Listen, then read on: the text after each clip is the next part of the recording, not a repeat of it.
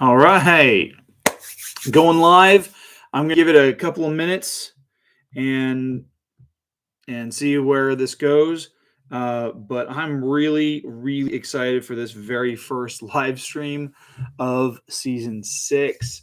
Uh, I apologize. My office is a bit of a mess. It's turning into chaos. Been moving some stuff around, so you're kind of getting a behind the scenes view of everything that I've got going on. Um, I haven't gone live on YouTube in a while, so it's been pretty cool. I've got my acoustic bass over there. I have my vacuum because I've been working here, um, and this right over here. This is a project I'm working on. It's a there's a beer there's a beer company that's based out of Sacramento called Onibi. For you who are anime and manga fans, it all the labels, all the designs, all the names, the flavors are drawn out of Japanese culture, which is really cool. And I like collecting the labels, and so I've been collecting them and putting them onto this piece of poster board that I'm eventually going to get framed and hung up on my wall because I love the designs. They're so cool. Anyway, so today on the live stream, I'm talking about things that I've been currently reading, current projects that I have going on, as well as discussing how things went with the NYC Midnight 500 word short story challenge. And I'll be honest, I'll tackle the what I've been reading first. So a lot of the reading that I've been doing, I work a job that requires a lot of physical movement, and I'm on my feet a lot, 6 to 7 hours a day, and so this allows me the opportunity um, to listen to audiobooks. I love listening to audiobooks. And so I like Audible for this. And this isn't a pitch to say, hey, you need to subscribe to Audible. I like it, but what's really cool is on the app, it keeps track of your how much time you're spending reading or listening to your books that current day, what your daily track is for a 5-day period. Like, for example, back on the 17th, which was just earlier this week, I actually, that was Tuesday, I actually listened to 3 hours and 19 minutes of audiobook time before my earbuds actually died out. But so far in the last 5 months, because it does keep track of that, August was my biggest month. I listened to 49 hours and 33 minutes worth of audiobooks just in August alone. And where I'm sitting as far as my total, all of this accumulated over the years that I've been subscribing to Audible, is a total of 1 month, 25 days, 4 hours and 52 minutes. So I'm really psyched about that. But as far as books that I've been reading, the books that I have finished in the last couple of months. So there's a couple that I've been going through, and I'm reading voraciously. At this point, I've read something like 32 or 33 books just since January. Um, part of what I've been reading, especially over the summer, I've been reading through Ian Fleming's James Bond series, which I'm a big fan of spies and espionage, and the books are amazing. I started, and I'm going in order. So I started reading with Casino Royale back, I think, in May, maybe June or July. I don't remember. I want to say May because that seems to make sense because I've been reading one just about once a month. So and I'm going in order. So Casino Royale, Live and Let Die, Moonraker, Diamonds Are Forever, From Russia with Love. I took a break. I listened to 20,000 Leagues Under the Sea, which I really enjoyed going back and listening to the classics. The narrator on that one did a really great job of sounding like James Mason, who portrayed Captain Nemo in the Disney movie from the 1950s starring Kirk Douglas. Then I jumped back into Dr. No, which is interesting because Dr. No being the most of the the titles are taken from objects or locations or maybe a statement in the books. Dr. No is the first in the series that actually is titled after a character, and you don't actually meet the titular character until you're about 3 or 4 chapters away from the end of the book. I mean, you hear about him. The character is described to James Bond, but you don't get to tangibly see him or interact with him as the reader until you get towards the end of the book. And it's really cool the way, and because by the time he comes out, there's kind of some exposition dump as he's telling his master plan for what he's doing and stuff like that. But really, what's really neat about is that the character's so enigmatic, and Ian Fleming does a great job of keeping those characters enigmatic, and you're not entirely sure what they're up to until it's too late. And then I listened to an audio drama called Alethea. It was about 4 hours long by Katrina Day and Philomena Polfron. Had a full cast of characters with voice acting done by the likes of Beau Bridges and Helen Hunt. I liked it. It was a very cool cyberpunk-y techno thriller type story. I really enjoyed it. And then the last couple of books that I've been listening to, I listened to Jane Doe by K. Griffin Peterson. I helped publish the book, and I want to go back in and see how the audiobook sounded. It sounds really good. I really want to encourage people to pick that one up. But I listened to Undisclosed by Steve Alton. He's the author of the Meg series, and he has a couple of other books out there that are techno thrillers. And Undisclosed has to deal with like the concept of the shadow government trying to prevent the rest of humanity from knowing about the existence of extraterrestrials, and they're trying to make sure that we think everything's like, bogus and bunk and all that.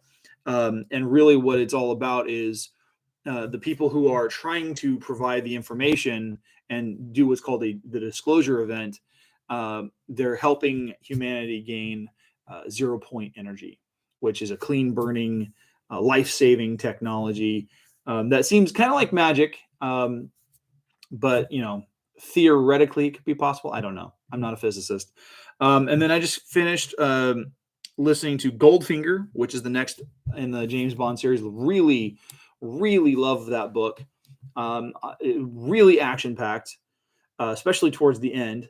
But it provided me with one of my favorite literary quotes of all time. And it's Goldfinger. He's talking to James Bond, and he says, "There's a saying in Chicago: once is happenstance, twice is coincidence, 3 times is enemy action." And I love that statement because when you're interacting with people, especially if you're on opposite sides of something, it can feel very much like happenstance, coincidence, and eventually enemy action. But then the book I picked up after that is by Michael C. Grumley. Grumley is an independent author, or at least the book was published independently. I don't know what his situation is now. But the book is called Breakthrough, and there's several other stories that follow along the Breakthrough series.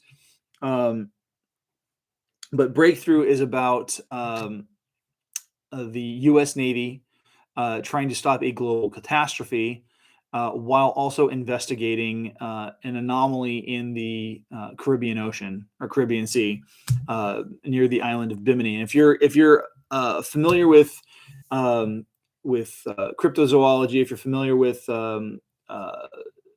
ancient alien theory or ancient astronaut theory, you're familiar with the term Bimini. The Bimini Road is an underwater structure that may or may not be connected to the theory of Atlantis and all that. And so it's really kind of cool. Really well-written characters. I like the story. The narration especially was something I really liked because the narrator is Scott Brick.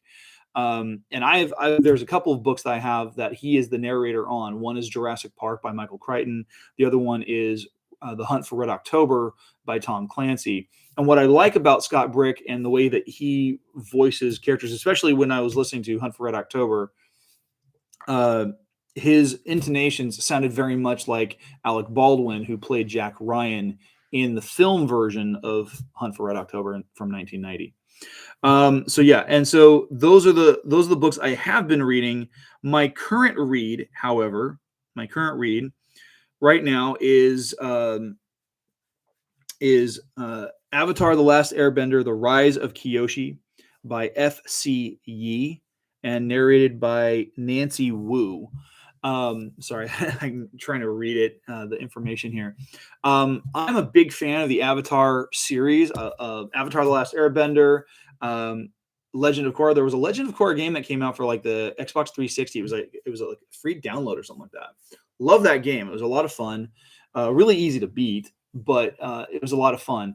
And so going back and reading through this bit of the lore and the story building and the world building, I'm really excited about this because Kyoshi is the avatar that comes right before Roku, who was Aang's primary spiritual mentor through most of the 3 seasons of Avatar: The Last Airbender.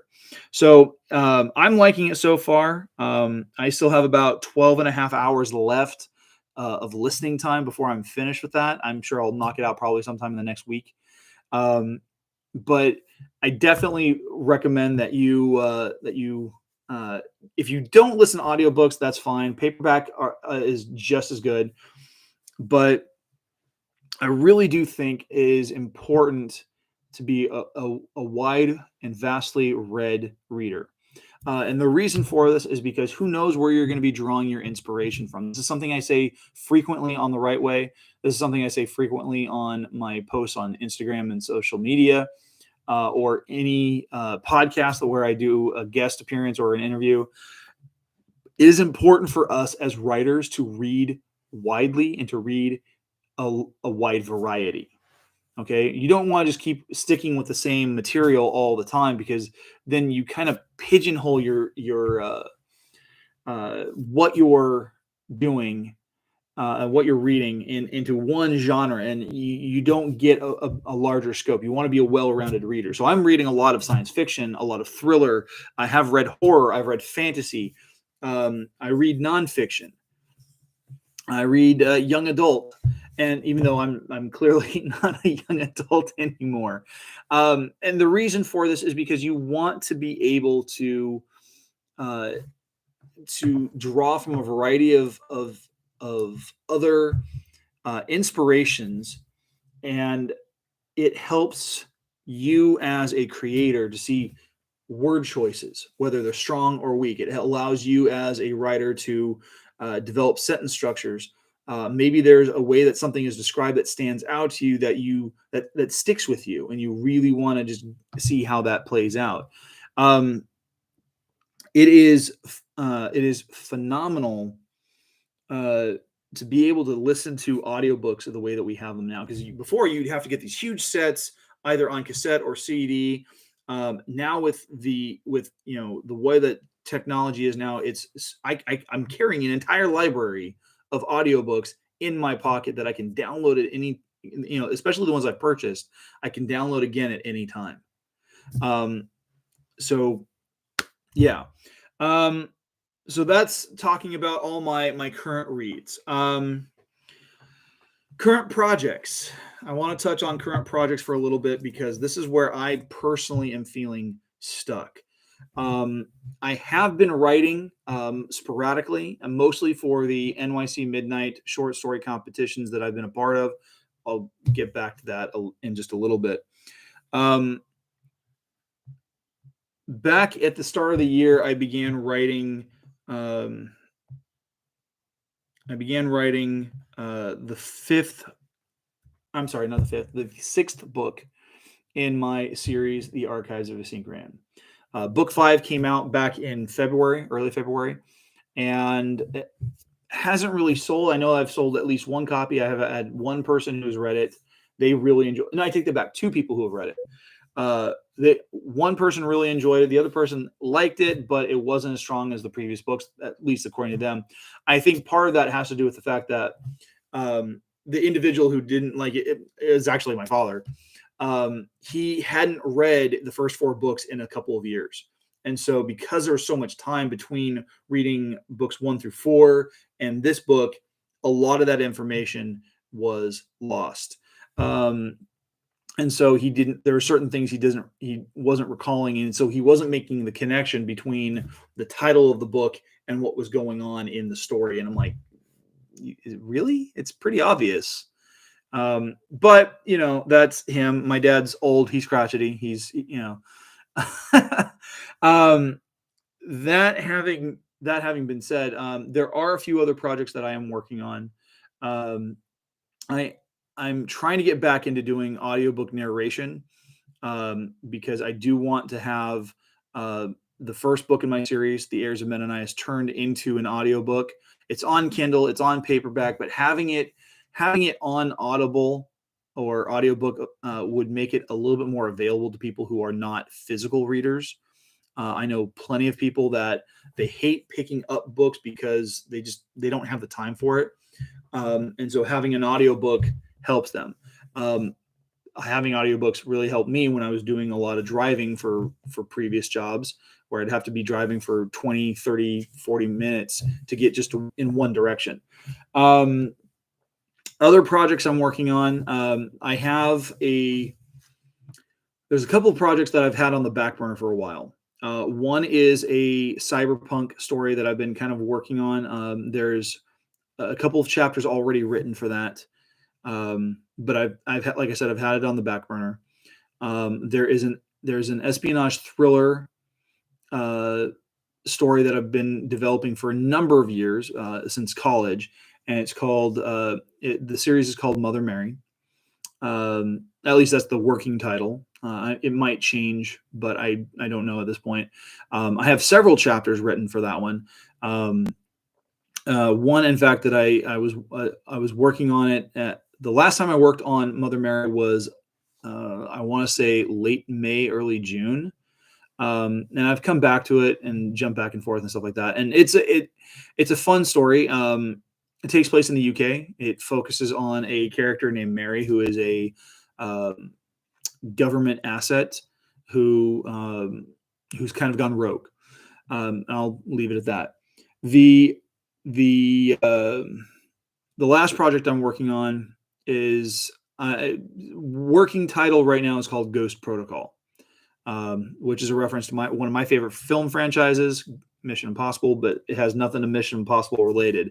It was actually prompted by a story I wrote back in December or January for NYC Midnight, and the premise is it all deals with a ghost haunting a small town's downtown area. There's a lot of old buildings, a lot of old construction, and this ghost is haunting and creating issues. And it brings together people that used to be friends that they've gone their separate ways. One has become a very well-known medium or psychic. The other has become a police officer, and so it's something that's in the works. I haven't fully fleshed out the details, but today, actually, as I'm just before I recorded this, I had the opportunity to go down to my local library. I love that place, and this is where I do my writing workshops that I've been doing for the last year and a half or so. This particular class that I went to at the library, it was free. There's an organization called 911 Paranormal Rescue Fresno.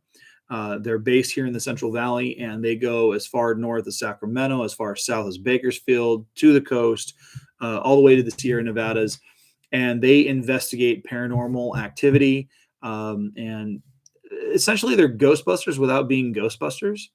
A lot of their practices are less, I mean, there's some technical elements, especially to the investigation part. But as far as any eliminations or removals or cleansings or anything like that, it's less technical. No ghost traps, no proton packs, no PKE meters, which is lame. But they also have but they're going in, and it's interesting. It gave me some background for what I'm working on with the writing process for Ghost Protocol. So for me, it was the hour and a half that I was in that class. I learned what I needed to learn as far as like the processes and the technical stuff. I didn't get to have any of my questions answered, and I'll reach out to them at a later time, simply just because they're running out of time. They were condensing like a 3-hour presentation into at like half the time. And they were supposed to come to the question and answer session, I would think, around 10 after 12, and we never got to do that. So I was a little bit bummed out, but I've got their email information. I'm going to be reaching out and connecting with them. So that brings me to NYC Midnight and the things that I was dealing with on that. So I've been participating in several NYC Midnight competitions for the last couple of years. I'm pulling up the results I got. Hold on a second here. Not VIP. I want flagged. Crud. So here we go. So back in August of last year, I participated in August of last year, I signed up for the 250 word microfiction challenge, where they give you and the way that NYC Midnight does it is you're put into these categories with several other writers. You're given a prompt, and the prompt includes a genre, it includes an action that has to take place in the story, and an object or word that has to be included in the story. And so I wrote a story back in November, which is when the microfiction challenge kicked off, called Sardines. My category was mystery or thriller. It did well enough that I was sent to the next round. I wrote the story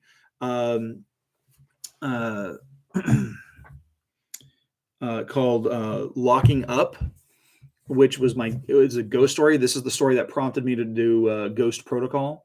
And it got really good reviews, but it did not take me to the next round, which kicked off in March of this year. I was really bummed out about that. But the compliments that I got indicated that I did really well, and that they liked the story, that I had a great understanding of what I was writing, and the content and the genre and all of that. So I signed up kind of on a whim back during the summer for another writing competition. This is a 500 word short story competition. Again, a similar kind of prompt structure, where they give you a genre, they give you an action that has to take place, and they give you the object that needs to be included. And so I got to work. I wrote it. I submitted it back at the end of August, and I got the results just last week. And so looking at the results, so the story I did is called Sarah and the Fae. It's about this girl who is hunting these mythological fantasy creatures all across the UK. She's riding the rails, and she gets back to her hometown. And I do a nod to one of my favorite shows, Ted Lasso, where she returns to Richmond, which is just outside of London. And as she is meeting up with her friends at the pub, a fae erupts from a butterfly-shaped portal in the middle of the park and starts wreaking havoc on everything. And so this is some of the feedback that I got for the first round. Now, keep in mind, I didn't go on to the second round.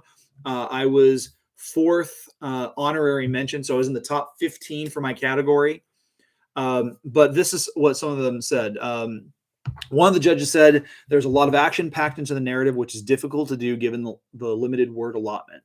The backstory, particularly that of the Puka, was engaging and gave the story some depth while also adding information about Sarah's abilities. Finally, the scene where Sarah slays the Fae is nicely evocative with strong visuals and succinct action. Another judge said, I love Sarah's character. She has a fascinating past of taking on some chaotic and dangerous creatures. Despite the situation, she faces the threat with competency and determination. The climax is intense. Sarah attacks the seemingly delicate creature in a not-so-delicate manner. Her backstory and perspective pulled me in. Overall, I love the premise of someone who is like a bounty hunter for evil or at least misbehaving or misplaced magical creatures. And then the third judge who looked at it said, I appreciate the refreshing change your story offered in depicting the Fae as potentially dangerous enemies that must be killed. So many stories depict them as cute little butterfly-winged pixies, and it's nice to see something different with a more gritty and realistic feel. You have an eloquent writing style that is free from technical errors. Well done. So that was the praise that I got, and that really felt good for me. Having that validation. And what's great is the judges' feedback on what needed work. It was incredibly helpful. They said that I have an eloquent writing. Well, hold on. They wanted to see a little bit more, just like getting into the meat of the action and less on the backstory. They feel like. They like the structure of the way I wrote it, but the main action is too short. They felt that including more conflict or obstacles would intensify the moment of Sarah fighting the Fae. I suggest cutting one of the past experiences and condensing them to leave more room for the Fae showdown, which I think would work better. If this was a longer story, I think it would make sense. But for a short story, yeah, I think going back and condensing that backstory would probably be good. So they did like it, but in fact, one of the last sentences that I got from the judges was, nevertheless, your story is very good as it is. You have a way with words, a wonderful imagination, and a great promise as a writer. I hope you keep writing, which has been good. That was probably one of the most encouraging things I've ever heard in a review from something I've written. And the reason why I bring that up is because recently I have been struggling with whether or not I want to continue writing in general. And this is kind of an admission on my end. So if you're watching this and you've got comments, I would love to hear your comments and whatever it is. But I recently got a review on my first book, The Heirs of Menonias, and it was not. I mean, it was a 3-star review, so it's not terrible, but it's not great. And it was very frustrating because the person who I've had a couple of 3-star reviews lately. One of them was written by someone who didn't even really read the book. I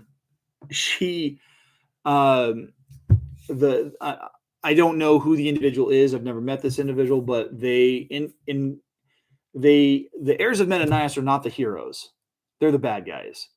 And anyone who's read through the book would know that. Unfortunately, there seems to be this misconception that especially if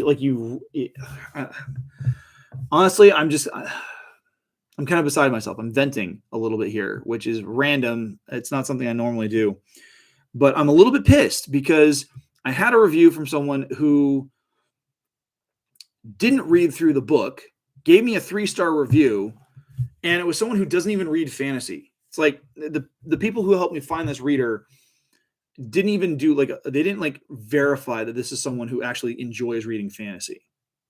And then they dinged me because there's no spicy romance or anything like that. Well, no, it's not spicy romance. It's not erotica. It's not adult content. It is high fantasy. It's about the adventure. It's about the character driven, not the fucking sex. Okay? I don't usually cuss in my videos, but that pissed me off. This more recent review was a little bit more even-handed. It did talk about some technical issues that I had with the book, and I'm trying to get those issues resolved. It's hard to do because the friend of mine that helped me do the layout for the book, he has dealt with some health issues, and he is trying to find those original copies so that we can go back in and revamp them and fix them. That having been said,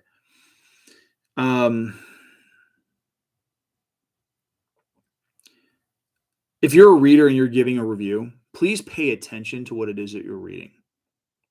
Okay, if a book is not something that you're interested in, don't agree to review it. Don't even read it. If you're not interested, don't read it. Okay? The book that you should be reading is the book that you're interested in.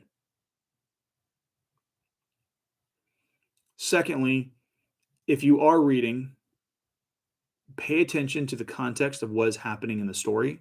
Pay attention to the context of the characters. Most importantly, if there are plot threads that are segueing to something bigger, something that hasn't happened in the book, don't ding the book on the review because of that.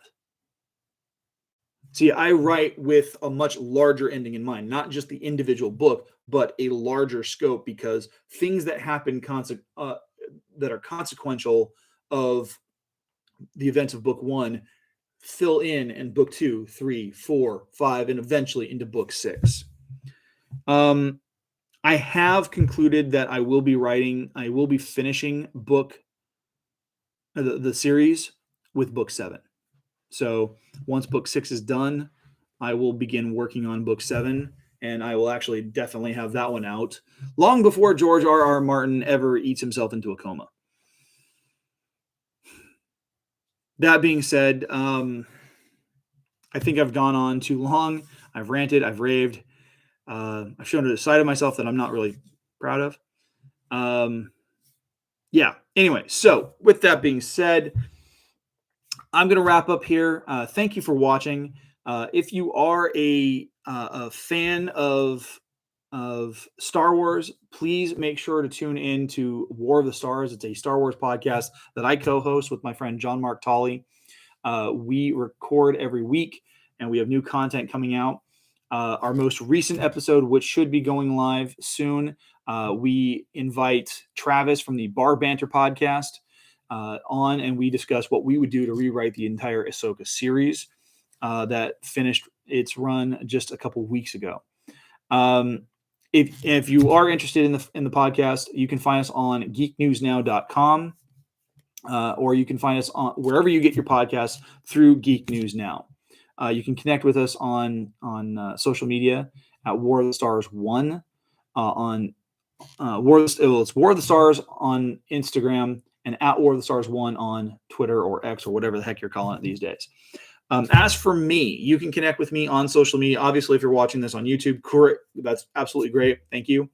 But if you're wanting to connect with me on other platforms, I'm on Instagram and Twitter, X, whatever you're calling it, at GKJ_publishing. And I have new content coming out for The Right Way this next month. So the next episode will be launching on November the 11th. So anyway, yeah, I hope you guys all have a great rest of your day, great rest of your October, and have a happy and safe Halloween.